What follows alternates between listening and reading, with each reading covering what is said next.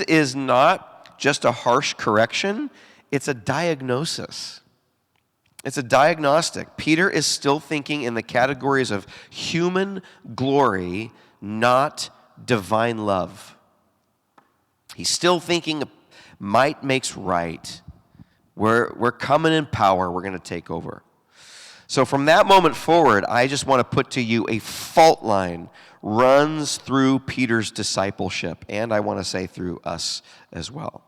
He still follows, but he follows with a divided expectation. He believes in the Messiah of Daniel 7, but he cannot accept the Messiah of Isaiah 53. And the inner conflict has been brewing for 10 chapters now. It's been brewing. So let me walk you through the key moments of Peter's, I think, very necessary deconstruction here. And then we'll talk all about it, and we'll see what Jesus has for us through it. Various disappointing moments in our passage this morning chipped away at Peter's expectation of the Messiah. Let me just point them out to you. This eventually leads to the breaking point. I'll call this shock number 1 for Peter. The sword in the garden. Look at verse 47. While he was still speaking, Judas, one of the 12, arrived with him, and with him was a large crowd armed with swords and clubs, sent from the chief priests and the elders of the people. Picture it in your mind. Peter, James, and John and Jesus are in the Garden of Gethsemane, and Jesus is praying. He's sorrowful. He has a tremendous amount of pressure and anxiety upon him. And Peter and James and John are watching this unfold. And Jesus comes to them and says, hey, the hour has now come. And right at that moment, they see a crowd come, and in the midst of that crowd, a familiar face. Can you imagine? When you see Judas, and just Peter figuring this out, going, oh my gosh, you? And Judas comes forward. The betrayer had arranged a signal. He comes forward and he says, greetings, Rabbi, and kissed him. And Jesus replied, do what you came to do, friend. Then the men stepped forward and seized Jesus and arrested him. Now, can you imagine that? I mean, just Peter's just watching this. And can you imagine the lag time as he's kind of connecting, figuring out what's going on here? And he's going, oh my gosh, and just that feeling growing in him that this is bad, this is bad, this is bad, this is bad. And this is the moment where my loyalty counts the most. This is the moment where I'm going to put my money where my mouth is. I told him I'd die for him. This is my leader, my Messiah. I'll put everything on the line. My wife, my reputation, my everything, my nation. It all comes down to this. This is the high priest's guards, the highest authority in the Jewish world. Their guards, and I'm going to throw it all on the line. And he died. Can you imagine the psychological momentum in Peter to work himself up to actually do it, to actually do this? Pull out and just go for it. Just swing away. And he cuts off this guy's ear. And Jesus said, put your sword in its place. For all who draw the sword will die by the sword. Do you think I cannot call on my Father and he will at once put at my disposal more than 12 legions of angels? That's Daniel 7 talk. That's Daniel 7 talk. I'm the Son of Man. I don't need you, Peter. But how would the scriptures be fulfilled that it says it must happen this way? That's Isaiah 53 talk. Peter's like, what is going on here? Think of the punch in the gut that would have been for Peter. To go all out for your leader like that. And out of everybody to rebuke you, your leader turns to you. When you think he would be proud of you, he turns to you and says, put your sword back. Don't you know if you live by the sword, you'll die by the sword? Jesus is decidedly unviolent. He is decidedly, this is not the way it's going to go down, even though I could. And to rebuke Peter that way, have you ever been rebuked? When you're being vulnerable and all your momentum thinks you're doing the right thing and you've been rebuked by someone you trust and respect and that you look up to. Oh, it hurts. It hurts. This has to have been shock number one. So Peter steps back. John Chrysostom, in the 4th century, he wrote, Christ conquers not by destroying his enemies, but by letting himself be conquered and thereby destroying enmity itself. This is what Peter is learning here. Peter is learning in his discipleship as Jesus is redefining what the Messiah is. The Messiah will not win the world through force, but through self-giving love. That's lesson 1 for Peter. The Messiah and his disciples, his students, will not win Seattle by force, but by self-giving love. So Peter steps back. He sheathes his sword, but his heart must have been spinning. His mind must have been spinning. The first crack in his confidence appears at that point. Okay, shock number 2. The silent Son of Man. So look at verse 57. Those who had arrested Jesus took him to Caiaphas, the high priest, where the teachers of the law and the elders had assembled. But Peter followed at a distance, right up to the courtyard of the high priest. He entered and sat down with the guards to see the outcome. And the chief priests and the whole Sanhedrin were looking for false evidence against Jesus so that they could put him to death. But they did not find any, though many false witnesses came forward.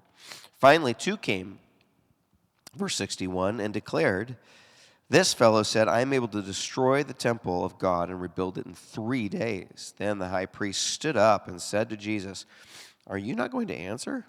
Because Jesus is just quiet. What is this testimony that these men are bringing against you? Jesus remained silent. And the high priest said to him, I charge you under oath by the living God. Tell us if you are the Messiah, the Son of God. And look what Jesus quotes here, verse 64. You have said it so, Jesus replied, but I tell you, from now on you will see the Son of Man sitting at the right hand of the Mighty One, or the Ancient of Days, and coming on the clouds of heaven. He quotes Daniel chapter 7. Power, dominion, glory, authority. I'm in charge. I'm the judge of the earth. Then the high priest tore his clothes and said, he has spoken blasphemy. Why do we need any more witnesses? Look, you've heard it for yourself. What do you think? He's worthy of death. And then they spit in his face. This is Isaiah 53 stuff. They struck him with their fists. Others slapped him and said, prophesy to us, Messiah, who hit you? See what's happening? Peter's watching this whole thing. Now the focus shifts to the trial. Jesus is dragged before Caiaphas, and false witnesses pile their accusations, and through it all, Jesus is, like Isaiah 53 says, he opened not his mouth. He's silent. Finally, the high priest demands, tell us if you're the Christ. And he quotes Daniel chapter 7. And in that moment for Peter, those 2 visions visually collide. Peter's watching this whole thing. And Daniel 7 and Isaiah 3 just boom, collide right in front of his face. Jesus is beaten, bound, humiliated, and he claims that the throne of heaven is his. Do you see how this is not making sense for Peter? The glorious Son of Man is the suffering servant. He just can't swallow this thing. The glorious Son of Man is the suffering servant. The judge of all the earth is being judged by sinful people. The judge is allowing himself to be judged. It's crazy. This is not the Messiah Peter, or anyone, to be frank, expected.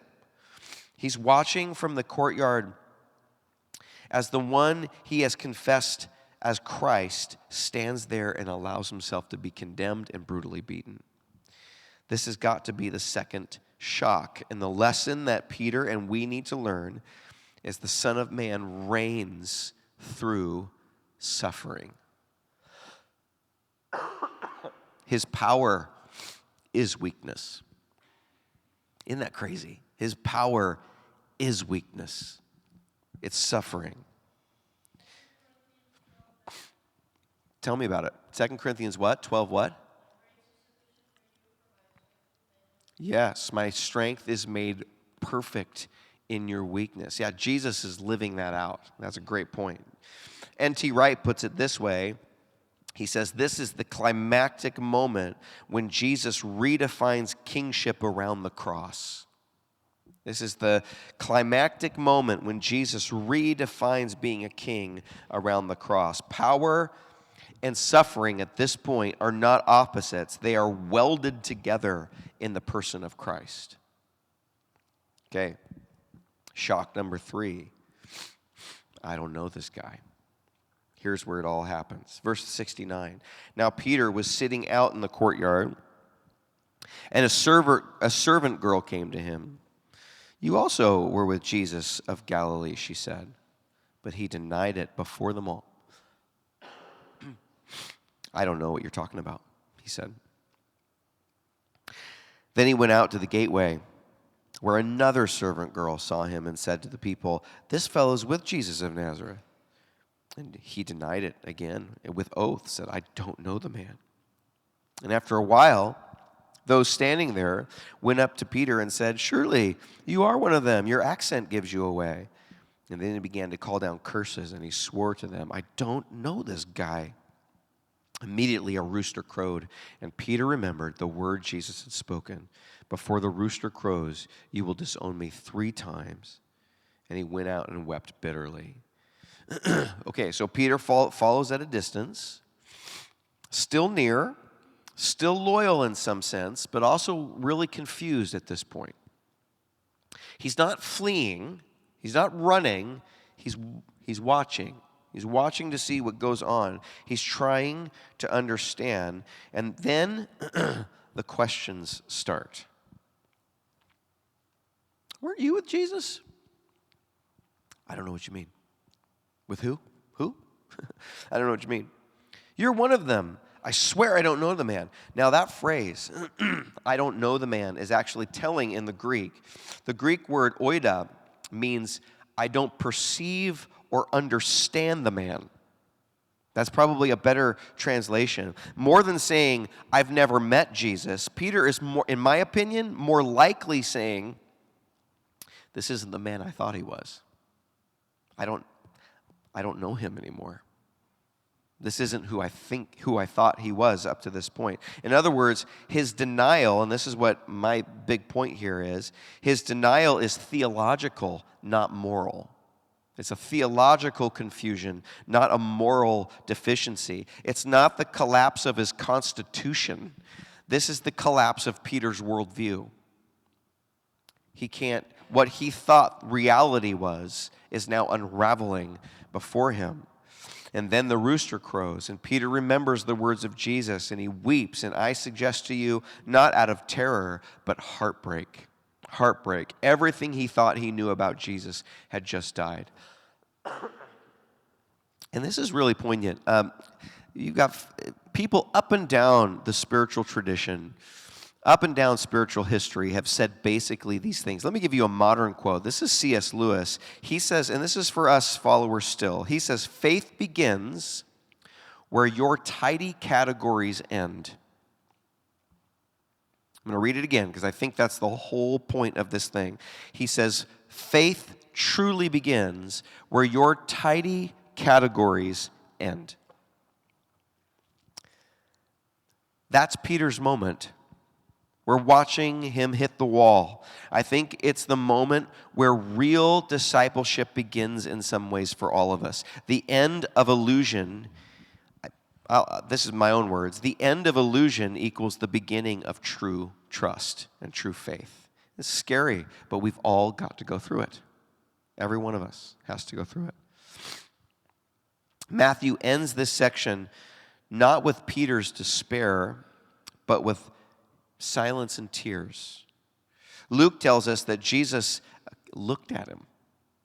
In Luke's account, it tells us that Jesus, while he's being beaten, turns and just, when that rooster crowed.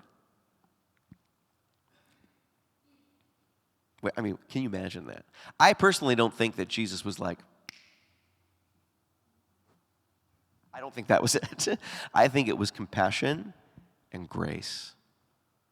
I think it was, will you still follow me?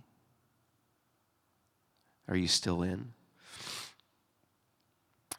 In other words, the scandal, all of you will fall away from me, scandalizo, all of you will fall away from me this night, becomes the very means of revelation at this point. It becomes this revelatory moment. Later in John 21, Jesus will ask Peter 3 times, do you love me, Peter?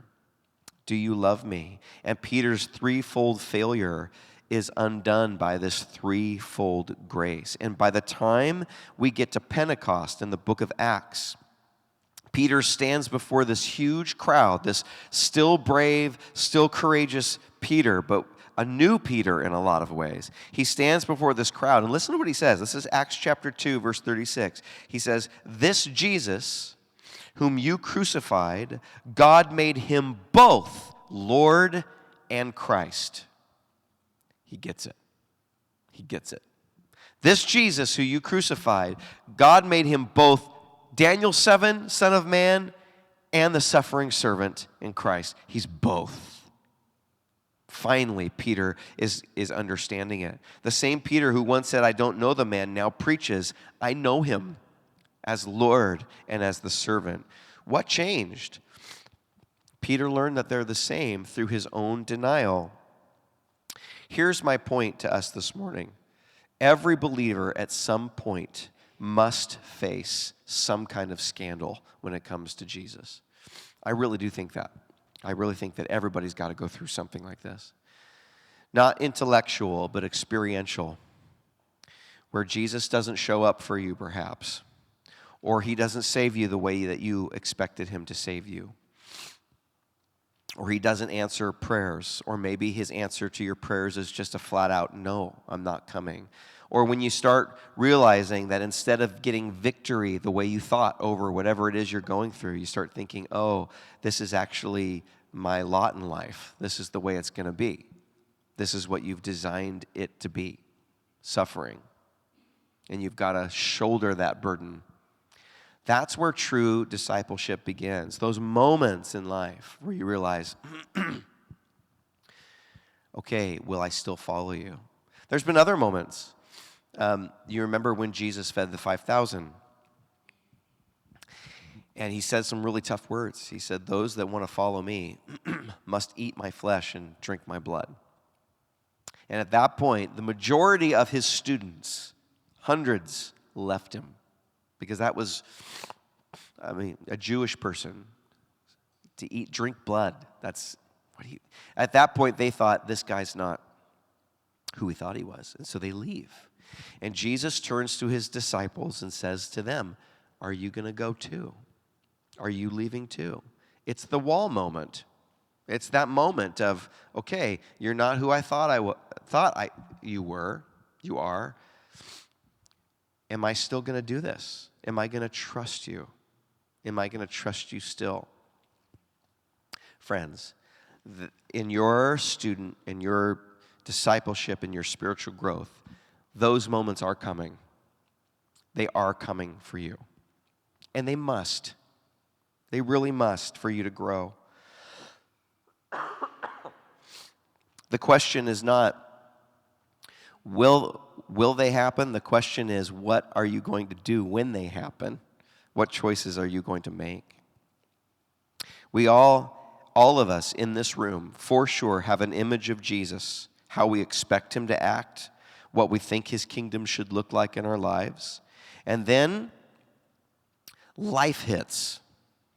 Anybody experience this? Yeah. And then life hits. Suffering, delay, weakness, disappointment, and stubborn disappointment that's not moving. And it's in those moments that we're forced to recognize that Jesus does not fit what I thought, who I thought he was. Either he's going to change to me, or I'm going to be opening to changing to him. He refuses to play by our categories. Will you fall away? Or will you let your false images of him die so you can finally learn, truly learn in your soul, in the muscle memory of who you are, who he actually is? True discipleship begins when Jesus stops fitting our molds. I think that's what's going on here. Augustine put it this way. He said, true discipleship is born not in the certainty of God's ways, but in the surrender of our own. I think that's so good. I'm going to read it again. True discipleship is born not in the certainty of God's ways, but in the surrender of our own ways. When power looks like weakness, when victory looks like surrender, when blessing looks like loss, that's when the real kingdom begins to dawn on our hearts and our lives. When the rooster crowed, Peter thought it was the sound of his failure, but it was actually the sound of his salvation. It was grace in that moment, not letting him stay stuck in a false image of who Jesus was. Can you imagine that? That rooster crowed maybe at the time was a horrible sound, but I wonder if looking back, Peter smiled when he heard a rooster crow or when he heard the sound that reminded him of that. I wonder, because it meant that was when I started really being transformed. Maybe the rooster is crowing or has crowed for some of you. Well, it absolutely will. Maybe Jesus has disappointed you. He certainly has me. Over and over again, he certainly has me. Maybe he's confused you. He certainly has me. Or dismantled your categories. He certainly has me. And I want to tell you, as someone who has gone through that and is going through that and probably will continue to go through that, that's usually what I found not the end of faith, but where my trust and my faith has become the most real, has been in moments like that. Because the Son of Man of Daniel 7 and the suffering servant of Isaiah are the same Jesus. He's the lion who became a lamb. He's the king, and what we're going to see, he's the king who wears a crown of thorns. And he's the judge who chose to be judged in our place, to allow the world to judge him. And when we finally see that, like Peter, our tears actually become like the seeds of resurrection. That's where faith starts to really happen at that moment. It must. It must. Either your faith will stay shallow and false, and you'll wither and fall away and die on the vine, or you'll be pruned by something like this, and you'll find your faith deepened. It's kind of a gauntlet moment that we all must go through. It's what growth looks like. For some of you, it's really bad news. For some of you, you're like, geez, I don't really want to go through that. For others, though, if it means becoming the person that God has made you to be, it's like, okay, yeah, I do want to grow out of this. I don't want to stay the way I am. I want to keep flourishing and growing and becoming who God has made me to be, the best version of myself, more and more like the image of Christ. And if that's the way it comes, then okay, sign me up. Sign me up. Today we're going to take communion. Oh, can you guys believe it? It's 11:14. Usually, for those of you that are new, yeah, it's like 12:15 typically. Yeah, someone calls believe it or not, and someone's like, make him sick more often. Today when we take communion, I want to present this table today as a communion of confusion. Can you lean in to the idea that Jesus is still not quite who you think he is? And can you say, you know what, that's okay. That's all right. It's scary, but it's what needs to happen and it's what needs to be. Maybe there's areas in your life right now that you can bring up. You know, one thing I know about the Holy Spirit, anytime church is about like forgetting your worries, have you ever gone to a church and it's like Disneyland, you know? And it's like there's like Disney money and Disney snacks and Disney people, and you just forget about what's going on out there. I always think maybe the Holy Spirit's not really, whatever. But when I go into a church that's like, let's face these things with the power of the gospel, let's lean in, I usually think, okay, I think the Holy Spirit's moving. I think that's what's going on this morning. So instead of asking you to push these uncomfortable things out of your mind, I want to invite you to let them come up and stare at them. This is a safe place. Where has Jesus disappointed you? Where is he disappointing you? What prayers have been unanswered? What stubborn things in your life are not going away that you think the Son of Man should have conquered that by now? Well, maybe he wants you to suffer, as Kristen brought up. His grace, his strength is made strong in your weakness. Is that one of these things? Is there something that you can't get over? Is there some kind of habit that you can't conquer? What's going on? What are those moments? Is your marriage stuck? Are your kids going astray? These are the moments to lean into. Those are the things to lean into, where the Son of Man becomes the suffering servant. Can you think about that and focus on that as we take communion today? Yeah? We brave enough? Have the courage of Peter? Let's do it. Let's stand up. Father, thank you for loving us enough to gently correct and sharpen who you are. Lord, forgive us for wanting to turn you into the God we want, wanting to make you the God that suits us the best, rather than just taking you as you are. Would you help us to trust you, that who you really are is truly salvation? Would you give us the courage to allow you, I guess, in our own minds to be who you really are? And would you show us who you really are? We open our hands, we surrender to you. In the night that Jesus was betrayed, he took the bread. He's the head of the house. And he takes the bread in authority, Daniel 7, and then he breaks it. And he says, "This is my body broken for you. Take it in remembrance of who I am." And in the same way, he took the cup and he said, "This is my blood, the blood of the new covenant shed for the forgiveness of sins. Drink it in remembrance of me." Take your time, and when you're ready, come on up and get the elements.